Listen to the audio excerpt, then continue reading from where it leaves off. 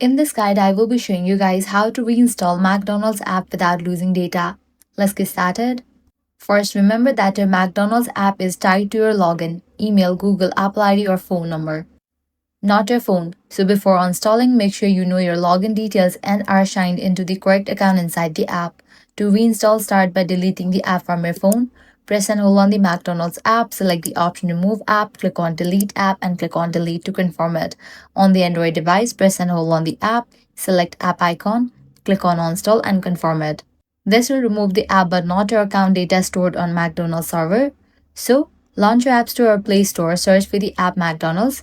Now download the app. After completion of its download process, launch it. Now log in using the same method you used before, Google, Apple ID, email, or phone number. After signing in, your rewards, saved orders, and account details should automatically reappear because they are stored in your online account, not the app. And that's it. If this guide was helpful, do not forget to like, share, and subscribe.